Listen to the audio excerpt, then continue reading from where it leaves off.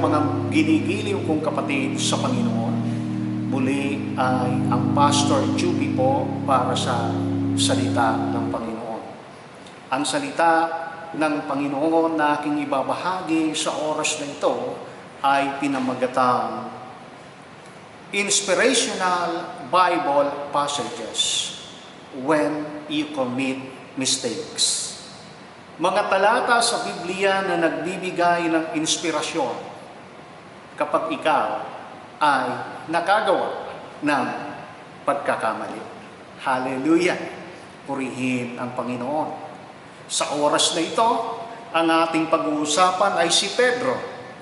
Si Pedro na pinakamatapang para sa akin, pinaka-vocal, pero pinaka-mainit ang ulo, at impulsive sa lahat ng mga disipulo. Pero para sa akin din ay siya ang naging tagapagsalita ng 12 alagad. Okay.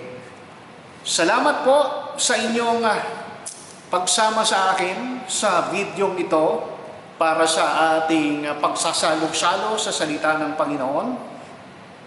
Hinihiling ko, ninanais ko, na sana ay samahan ninyo ako hanggang sa matapos ang ating pagsasalo-salo ito. Hallelujah! Ang unang talata po na aking babasahin ay matatagpuan sa Mateo 14, ang talata ay 28 hanggang 32. Ang sabi dito ay ganito. At nagsalita si Pedro, Panginoon, kung talagang ikaw iyan, papariyanin ninyo ako sa ibabaw ng tubig. Sumagot siya, halika. Kaya't lumusad si Pedro sa bangka at lumakad sa ibabaw ng tubig papalapit kay Jesus. Ngunit nang mapansin niya ang hangin, siya'y natakot at nagsimulang lumubog. Sagitin ninyo ako, Panginoon, sigaw niya. Agad siyang inabot ni Jesus. Napakaliit ng iyong pananalig. Sabi niya kay Pedro, bakit ka nag-alinlangan? Ang unang pagkakamali na nagawa ni Pedro ay ang pag-aalinlangan kay Jesus. Ang kanyang pag-aalinlangan ay nagdala sa kanya sa paglubog. Takot na nagpalubog sa kanya. Subalit, mga kapatid, salamat na lamang at si Pedro ay kaagad na tumawag sa ating Panginoong Hesus. Ang sabi niya, sagitin mo ako, Panginoon. At kaagad-agad siyang sinagip ng ating Panginoong Hesus. Ang inspirasyon na ating makukuha dito, mga kapatid, ay sa pagkakamali na buong puso nating inaamin. Sa pagkakamali na nais nating makahulagpos, makaahon, kapag tinawag natin ang Panginoon, tayo ay Kanya agad na ililigtas. Iaabot niya ang Kanyang kamay at tayo ay iaakot mula sa paglubog na dulot ng ating pagkakamali. Ang pagdududa ni Apostol Pedro ay nagdala sa kanya sa kamalian. Subalit, ang pagdududa rin iyon ang nagbigay ng kapahayagan na ang pag-ibig ni Jesus ay nananatiling naroon, handang sumaklolo at hindi kayang magpabaya sa oras na siya ay tawagin ng kanyang anak na nagkamali. Isa pang leksyon na sabi ni Jesus kay Pedro na dapat din na maging inspirasyon para kay Pedro at para sa atin. Ang sabi niya, bakit ka nag-aalinlangan? Na ibig sabihin, sa susunod ay meron ka pang pagkakataon na ma-enjoy ang pagpapala na walang istorbo. Na istorbo kasi ang pagpapala na ibinigay ng Diyos kay Pedro, pagpapala ng paglakad sa ibabaw ng tubig kasama si Jesus. Naon siya may puyon, siya ay lumubog dahil sa kanyang pagdududa. Ngayon, ang sabi ni Jesus, bakit ka nag-alinlangan? Meron pa siyang sinabi, napakaliit ng iyong pananalig. Mga kapatid, sinasabi din ng ating Panginoong Jesus ng pagkakaroon ng mas malaking pananampalataya ay pwedeng mangyari. It is achievable. It is doable. At ayon pa nga sa Romans chapter 10 verse 17, faith cometh by hearing, and hearing the word of God. So, inspirasyon sapagkat ang pagsabi, maliit ang iyong pananampalataya, bakit ka nag-alinlangan, ay isang paalala na meron ka pang tsansa. Kapag ang iyong pananampalataya ay mas lumaki, mas tumibay, mas tumatag, meron ka ng pagkakataon para sa tuloy-tuloy na pag-enjoy ng pagpapala na ibibigay sa iyo ng Panginoon. Hallelujah!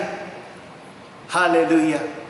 Dito ay ipinakita ng ating Panginoong Jesus kay Pedro na wala anumang antas ng pagkakamali na ating magagawa na makapipigil sa kanyang mga kamay na tayo ay tulungan sa oras na tayo ay sumigaw ng tulong mula sa Kanya. Pangalawa na pagkakamali ng ating Apostol Pedro ay matatagpuan sa Mateo 16. Mateo 16. Number 1, mistake was he doubted God. And number 2 is Matthew chapter 16, verse 21 to 23. Mula noon ay ipinaalam ni Jesus sa kanyang mga alagad na dapat siyang magtungo sa Jerusalem at magbata ng maraming hirap sa kamay ng matatanda ng bayan, ng mga punong saserdote at ng mga iskriba, at kanilang ipapapatay siya. Ngunit sa ikatlong araw siya'y muling mabubuhay. Niyaya siya ni Pedro sa isang tabi at pinagsabihan ng ganito, Panginoon, huwag nawang itulot ng Diyos. Hindi po dapat mangyari ito sa inyo. Ngunit hinarap siya ni Jesus at sinabihan, lumayo ka, Satanas, hadlang ka sa aking landas. Ang iniisip mo'y hindi sa Diyos, kundi sa tao. Ang pagkakamali niya, he tried to be an obstacle to the will of God. The will of God was for Jesus Christ to be crucified for the redemption of the whole mankind. But Peter said, ang sabi ni Pedro ay ganito, mga kapatid, God forbid it, Lord, he said. That must never happen to you. That must never happen to you. This was the proposition of Peter. He was encouraging Jesus, giving an idea to Jesus that he must not undergo this crucifixion which give unprecedented, unparalleled hardship, shame, tribulation to Jesus. Subalit siya ay ni-rebuke ni Jesus. Ang iyong ninanais, ang sabi niya, ay ganito: ang iniisip mo'y hindi sa Diyos, kundi sa tao. He was rebuked by Jesus. And it must be treated, it must be counted as an inspiration. Sapagkat ang Panginoong Hesus ay itinatama ang dapat itama. Hindi naman natin nabasa o nakita sa Biblia na si Pedro ay nagtampo. Kanyang tinanggap ang pagtutuwid ng ating Panginoong Hesukristo. Siya ay nagpasako. Kaya ang Apostol Pedro ay nakapagpatuloy sa paglilingkod sa Panginoon. Kagaya din noong una, sa harap ng kanyang mga kapwa-alagad ay sinabihan siya ni Jesus, napakaliit ng iyong pananalig. Bakit ka nag-alinlangan?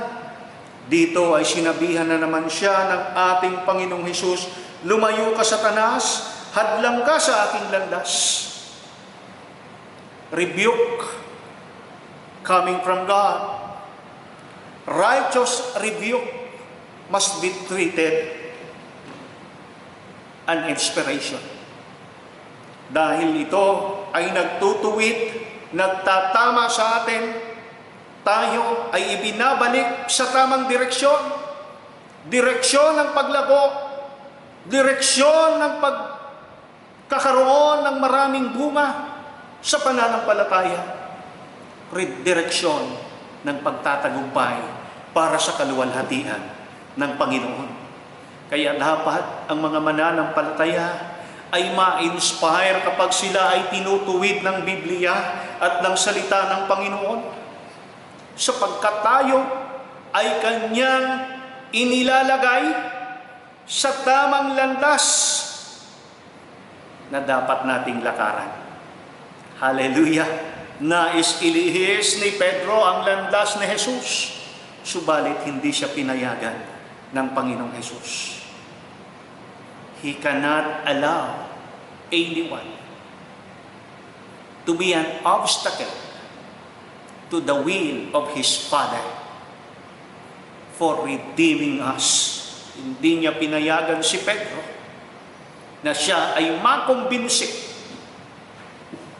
na huwag ituloy ang pagtubo sa atin. Ganon tayo kamahal ng ating Panginoong Hesus. Pangatlo, na pagkakamali ng Apostol Pedro ay ating matatagpuan sa Mateo 26. Matthew chapter 26, verse 49 to 54. 49 to 54. Ang sabi ay ganito: kaya't nilapitan ni Judas si Jesus at binati, magandang gabi po, Guro, saka hinagkan. Sinabi sa kanya ni Jesus, kaibigan, gawin mo na ang sadya mo. At nilapitan siya ng mga tao at dinakip. Nagbunot ng tabak ang isa sa mga kasama ni Jesus. Tinaga niya ang alipin ng pinakapunong saserdote at natigpas ang tainga niyon. Sinabi ni Jesus, isalong mo ang iyong tabak. Ang gumagamit ng tabak ay sa tabak mamamatay. Hindi mo ba alam na makahihingi ako sa aking Ama ng higit pa sa 12 batalyon ng mga anghel at padadalhan niya ako agad? Ngunit paanong matutupad ang mga kasulatang nagsasabi na ito ay dapat mangyari? Alam niyo po kung sino ang nagbunot ng tabak at nanaga? Ayon sa John chapter 18, verse 6 to 11, ang nagbunot ng tabak sa mga alagad ni Jesus ay si Pedro. Tinaga niya si Malto, ang alipin ng pinakapunong saserdote. At dito ay napagsabihan na naman ng Apostol Pedro. Nagkamali na naman siya. He was very hot-tempered, very impulsive. Bumunot siya kaagad ng tabak at siya ay nanaga. Buti na lang at tainga ang nataga. Subalit, mga kapatid, siya ay muling sinaway ng ating Panginoong Hesus. Ang sabi ng ating Panginoon, isalong mo ang iyong tabak, ang gumagamit ng tabak ay sa tabak mamamatay. Tinuruan niya si Pedro, hindi pwede na tayo ay gumanti ng karahasan sa sino mang marahas sa atin. Kung ikaw ay gumagamit ng dahas, dahas din ang sisira sa iyo. Which is very inspiring. Mahirap gawin, subalit very inspiring sapagkat itinuturo ng Panginoon ang pagpapakumbaba. At siya mismo ang nagsabi, ang nagpapakababa ay itataas, subalit ang nagmamataas ay ibababa. Hallelujah! Ganyan ang paraan ng ating Panginoong Hesus. Siya ay dinakip, gayong wala siyang kasalanan, overkill. Wala naman siyang armas, hindi naman siya naghahasik ng kaguluhan. Subalit madami ang pumunta roon upang siya ay hulihin. Gayon pa man mga kapatid, siya ay mahinahon na sumama. At si Pedro na nagkamali ay kanya pinagsabihan. Huwag kang gagamit ng tabak. Huwag kang magiging marahas sa mga taong sa iyo ay nagiging marahas. Hallelujah!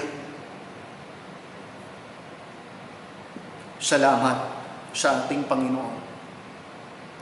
Sa bawat pagkakamali natin, siya ay may payo. Siya ay may itinuturo. Inuulit ko, hindi natin dapat iyon ikalungkot. Bagkus, dapat ikasaya.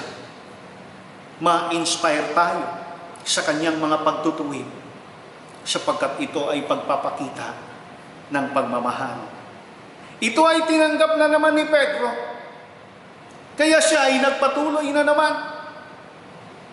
Ang paglilingkod sa Panginoon para kay Pedro ay isang bagay na hindi niya matatalikuran. Ilang beses siyang sinaway ng ating Panginoon, pero hindi ito nagpahina sa kanya. Para sa akin, lalo itong nagpalakas, lalo itong nagpaunlad ng kanyang pananampalataya. Tuloy na naman si Pedro sa pagsunod sa ating Panginoon. Ano na naman ang pagkakamali na kanyang ginawa? Sa Lucas 22 ay kinausap si Pedro ng ating Panginoong Hesus sa pamamagitan ng isang masinsinang pag-uusap. Lucas 22 ang talatay 31 hanggang 34. Ang sabi ay ganito, Simon, Simon, makinig ka. Hiniling ni Satanas at ipinahintulot naman sa kanya na kayong lahat ay subukin. Subalit, idinilangin ko na huwag lubusang mawala ang iyong pananampalataya. At kapag nagbalik loob ka na, patatagin mo ang iyong mga kapatid. Sumagot si Pedro, Panginoon, handa po akong mabilanggo at mamatay na kasama ninyo. Pedro, ani Jesus, tandaan mo, bago tumilaok ang manok sa araw na ito, ay maikatlo mo ako itatatwa. Ano ang sumunod na pangyayari? Sa Lucas 22, ang talata ay 54 hanggang sa 62. Luke 22 verse 54 to 62. Dinakip nga nila si Jesus at dinala sa bahay ng pinakapunong saserdote. Si Pedro naman ay sumunod sa kanya. Ngunit malayo ang agwat. Nang maparikit na ang apoy sa gitna ng patio, naupo sa paligid ang mga taong naroon. Si Pedro naman nakiumpok sa kanila. Nakita siya ng isang utosang babae at siya ay pinagmasdang mabuti. Kasama rin ni Jesus ang taong ito, sabi niya. Ngunit itinatwa ito ni Pedro. Aba, hindi, sagot niya. Hindi ko siya nakikilala. Pagkaraan ng ilang sandali, napansin siya ng isang lalaki at nagtanong, isa ka rin ba sa kanila? Ano? Ngunit sumagot siya, nagkakamali kayo, Ginoo. Pagkalipas ng humigit kumulang na isang oras, ay iginiit na naman ang siya. Kasama nga ni Jesus ang taong ito. Isa rin siyang Galileo. Ngunit sumagot si Pedro, Ginoo, hindi ko nalalaman ang sinasabi ninyo. Nagsasalita pa siya nang tumilaok ang manok. Lumingon ang Panginoon at tinitigan si Pedro. At naalala nito ang sinabi ng Panginoon, bago tumilaok ang manok, sa araw na ito ay maikatlo mo akong itatatwa. Lumabas si Pedro at nanangis ng buo saklap. Marahil ay ito ang pinakasukdulan sa mga pagkakamali na kanyang nagawa. Tingnan po ninyo ang mga pagkakamali ni Pedro. Una, nagduda siya sa Panginoon. Pangalawa, sinubukan niyang hadlangan ang pagkapako ni Jesus sa cross. Pangatlo, siya ay nanaga. Nagpakita siya ng pagiging mainitin ng ulo at pagiging impulsive, pabugso-bugso. Pangapat, itinatwa niya ang Panginoong Hesus. Nung una, siya ay nagsasabi sa ating Panginoong Hesus, nakahanda akong makulong, nakahanda akong mamatay para sa inyo. Pero dumating ang pagkakataon na hindi niya makayanan ang dikta ng sariling kalooban, na ang sarili ay iiwas. At naalala niya ang sabi ni Jesus, bago matapos ang araw na ito, 3 beses mo akong itatapwa. Hallelujah. Mga kapatid, si Pedro ay nagpakita ng pagmamahal sa ating Panginoon. Pero bilang tao, ay nakita rin ang kanyang kahinaan at kakulangan. Kinakitaan din siya ng pagsisisi sapagkat ang kanyang nagawa ay isa na namang pagkakamali. Puro siya pagkakamali.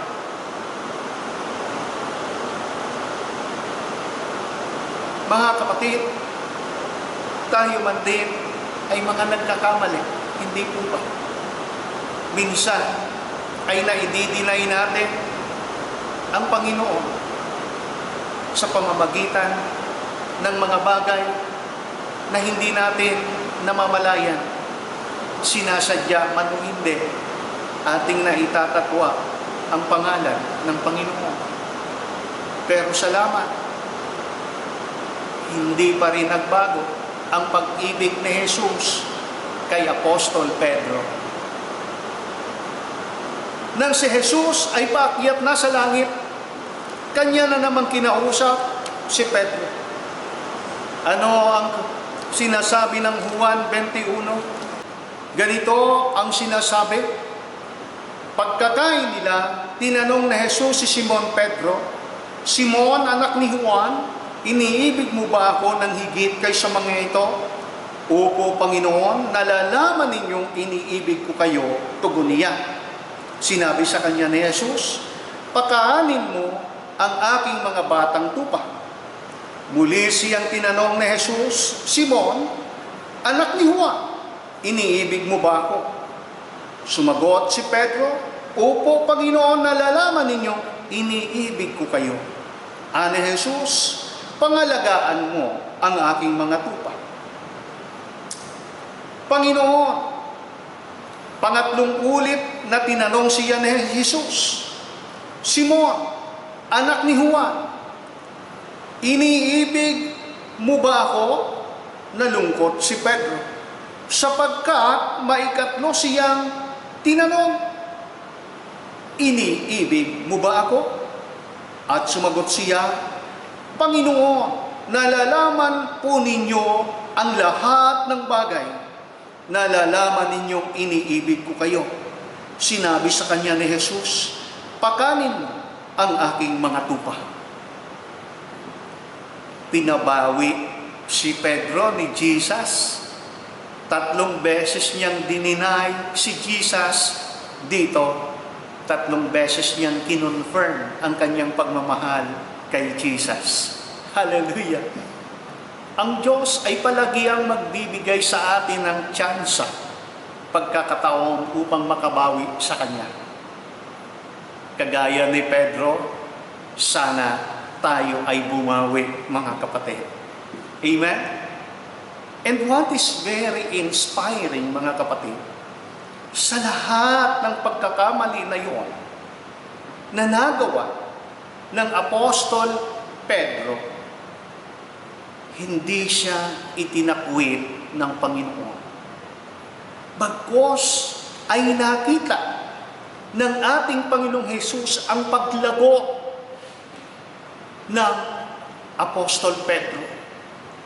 Matapos ang mga pagkakamali na nagawa ng Apostol Pedro, at matapos niyang marinig ang mga saway, ang mga turo ng Panginoong Hesus, nakita ng ating Panginoon na si Pedro ay hindi kayang humiwalay sa Kanya, kundi ito ay magpapatuloy sa paglilingkod, sapagkat siya ay umiibig at nananalig sa Panginoong Hesus. Dito, mga kapatid, ay ipinakita ng Panginoong Hesus kay Pedro mismo kung gaano niya kamahal ang Panginoong Hesus. Maikatlo siyang tinanong, iniibig mo ba ako? Ang sabi ni Pedro, iniibig kita. At dahil si Pedro ay subok na, pinatibay, pinatatag ng mga leksyon na natutunan niya sa kanyang pagkakamali, siya ay pinagbilinan ni Jesus, pakainin mo ang aking mga tupa. Sapat na sa ating Panginoong Hesus na marinig mula sa bibig ni Apostol Pedro na minamahal niya si Jesus para sabihin niya, pakainin mo ang aking mga tupa, alagaan mo ang aking mga tupa. Mga kapatid, bago iwanan ni Jesus ang kanyang mga tinuturuan, ang kanyang mga tagasunod, kinausap niya muna si Pedro. Ibinigay niya ang responsibilidad kay Pedro sa pangunguna, sa pag-aalaga sa kanyang mga tupa. Si Pedro na pinalago ng mga pagkakamali.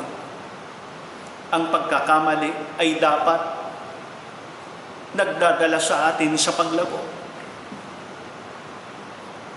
Hindi dapat nagdadala ang pagkakamali sa tuluyang paglubog. Gamitin ang pagkakamali sa tulong ng mahabaging Diyos upang tayo ay lalong lumago sa pananampalataya at ating maisagawa ang nais ng Diyos na ating gawin habang tayo ay nabubuhay. Amen? Kapatid, ano bang pagkakamali ang nagagawa mo? Magpaturo sa Panginoon. Makinig sa Kanyang saway. Makinig sa Kanyang payo. Kagaya ni Pedro, hindi kailanman mawawala ang pagmamahal at tiwala sa iyo ng Panginoon. Si Pedro ay kanyang pinagtiwalaan. Binigyan ng malaking responsibilidad. Pakainin mo, alagaan mo ang aking mga tupa. Ito ang mga talata sa Biblia na nagbibigay inspirasyon kahit pa nga sa ating pagkakamali. Huwag mong hahayaan na ang iyong pagkakamali ay gamitin ng kaaway upang tuluyan kang lumubog. Gamitin ang pagkakamaling ito na lumapit sa Diyos at humingi ng lakas, humingi ng talino, humingi ng kakayahan upang magpatuloy sa buhay na ito. Hallelujah! Magpatuloy sa paglilingkod sa Kanya. Magpatuloy sa pagsasakatuparan ng ating mga pangarap. Purihin ang Panginoon, pagpalain ka ng ating mapagmahal na Diyos.